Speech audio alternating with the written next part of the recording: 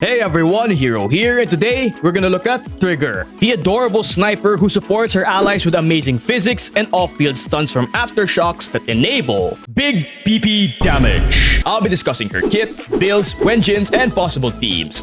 Just as a quick disclaimer though, the footage and information that will be shown is from the Creator Experience server, so things can still change when her banner drops. Let's start by discussing her special charge attack, which puts her in a special sniper stance where she'll constantly attack until you let go of the attack button. During her charge attack, you can press any direction to dodge.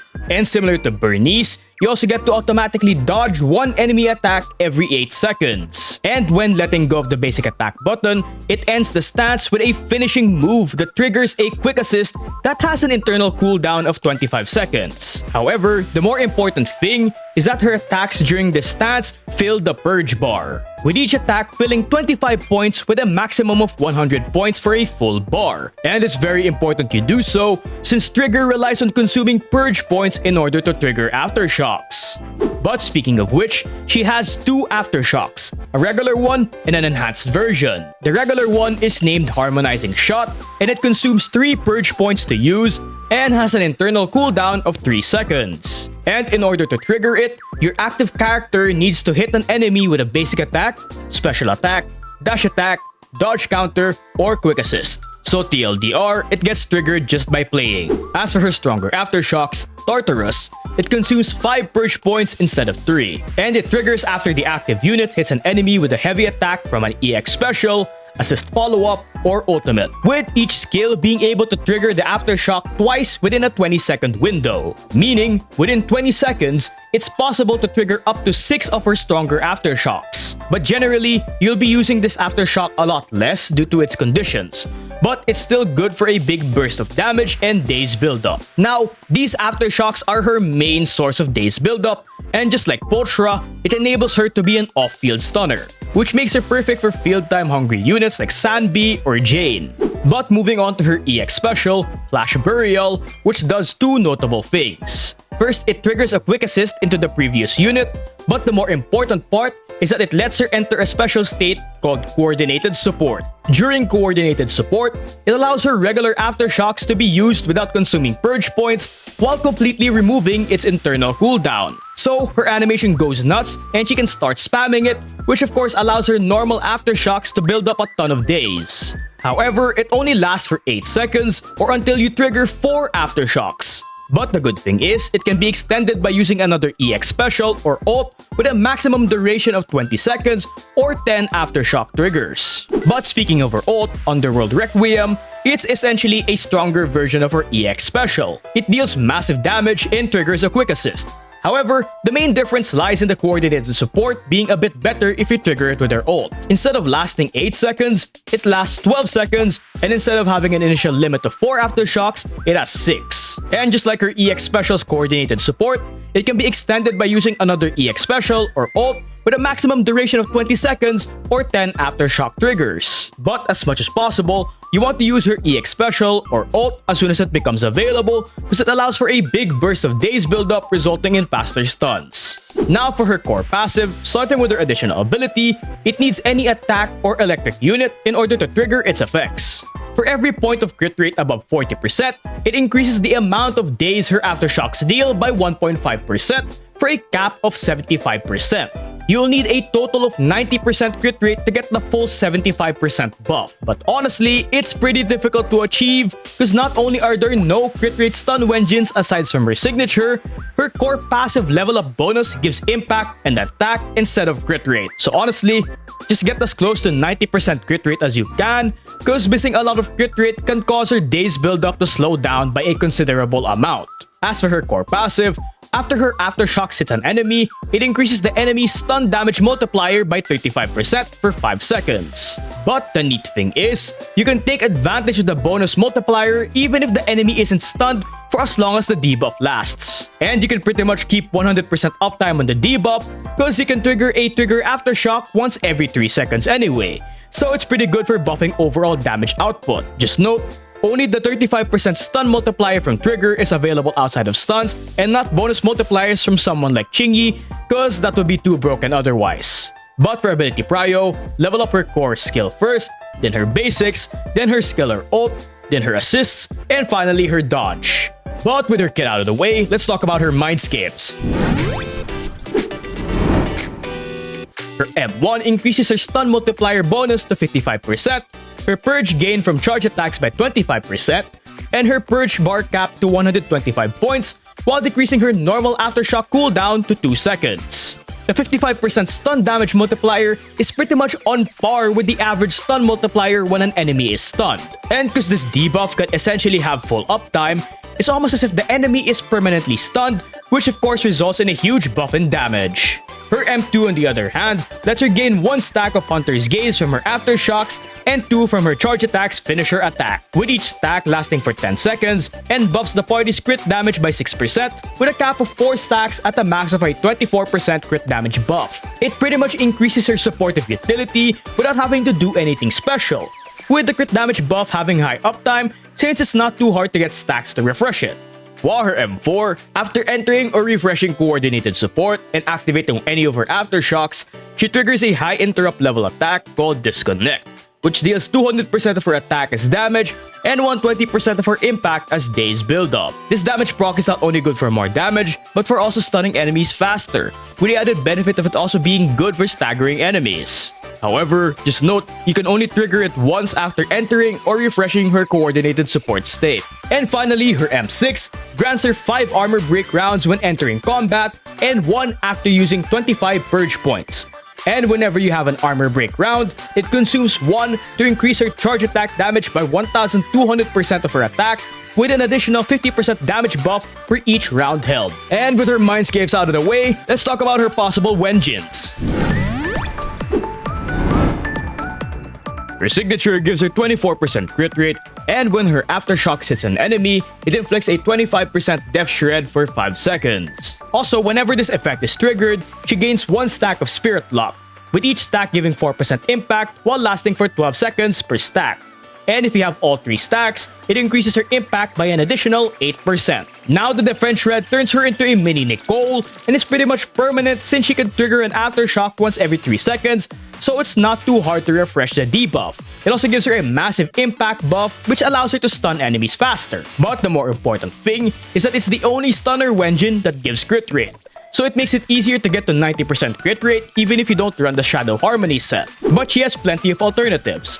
The first being Lighter Signature. It gives her up to 43% impact for faster stuns, while allowing her basic attacks and aftershocks to buff fire and ice crit damage by up to 30%. Overall, it's just a great option for fire and ice teams, increasing her supportive capabilities for those comps. Qingyi's Ice Jade Teapot is another great option, with her basic attacks and aftershocks allowing you to ramp up its terrific stacks to get lots of impact, while also providing a nice 20% party-wide damage buff once you reach 15 stacks. Just note, due to her aftershock's internal cooldown, you most likely won't be able to get the full 30 stacks, but she can still keep good uptime for its damage buff. The Restrained is a decent option as well, giving lots of impact while buffing the damage and days build-up from her basic attacks and aftershocks by 30%. It's a great option if you already have it, but I don't really recommend buying it from the shop because it's expensive and she has great free-to-play options, with Steam Oven being a good free-to-play option.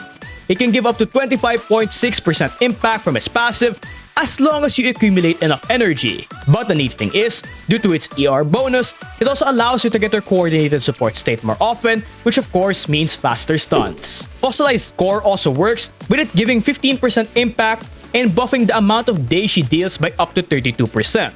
This is technically one of the biggest days bonuses she can get, as long as it can meet its passive's enemy target HP requirement. Box Cutter is also a decent option, with it buffing her aftershock days build-up by 10 to 16% just by equipping it, depending on the refinement. Just note, the physical damage buff is useless cause trigger is Electro. Well, duh. The Battle Pass 6 shooter is also another decent option, with its passive allowing you to squeeze in a bit more days from Trigger's EX specials. But since it's paid, I would only recommend using it if you already have it, since she already has 2 great free-to-play options already. But with possible Wenjins out of the way, let's talk about drive discs. Now for the 4-piece set, the best option for stunning in days build-up would be Shockstar Disco. Not only does it buff her impact by 6%, it also increases days build-up of her aftershocks by 20%, since it does count as a basic attack as well. The thing to notice is 20% Daze build-up buff is equivalent to having 13% crit rate from her core passive's Daze buff. So it allows you to compensate for not being able to reach her 90% crit rate goal. But that's not an excuse to meet the stat goal, because this set becomes even better if you can somehow reach 90% crit rate. The Shadow Harmony set is also a good set, especially if you want Trigger to deal more damage, with it buffing her aftershocks by 15% just by equipping it. But the more important thing is, it gives her a bonus 12% attack and crit rate for 15 seconds just by hitting an enemy with 3 aftershocks. And you can pretty much keep full uptime of this with Trigger, which of course makes it easier to get to 90% crit rate. Just note, from its 12% crit rate bonus, you get 18% bonus days from this set, which is less than Shockstar's 20%. And supportive sets like Proto-Punk or Astral Voice can work as well if you also want her to buff the party. As for the 2-piece set, the best option is Woodpecker Electro, because its bonus 8% crit rate makes it easier to get her 90% stat goal. But if you're not using Shockstar as the 4-piece, it also works for the 2-piece for its bonus impact, while Swing Jazz with its ER buff lets her get her coordinated support state and EX specials faster. But with her possible drive discs out of the way, let's talk about stats.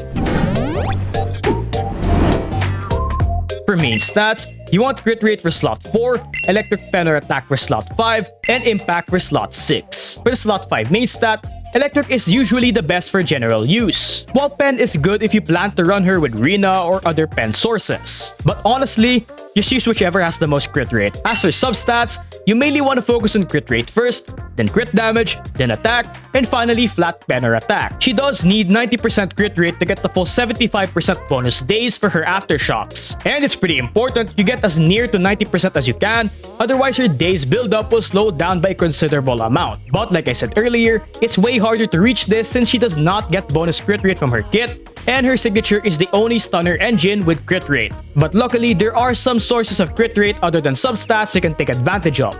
Now here's a chart showing how much crit rate she'll need depending on the build or setup she's running to reach 90% crit rate.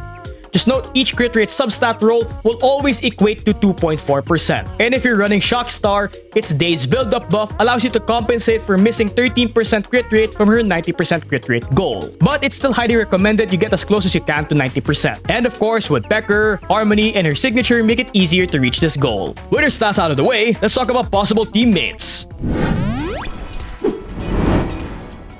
Trigger can pretty much effectively perform her role as a stunner for most DPSs and characters in the game, but she best supports field time hungry units like Jane, Anby, and Yanagi. Now, due to her aftershocks allowing her to build daze and stun off-field, it doesn't make her compete with these units for field time. And when combined with her bonus stun damage multiplier being active most of the time outside of stuns, it gives them way more time to deal more overall damage. However, just as a point of concern for fire DPSs, in a lot of stages of shield defense and deadly assault, fire weakness is usually paired with electric resistances, and vice versa.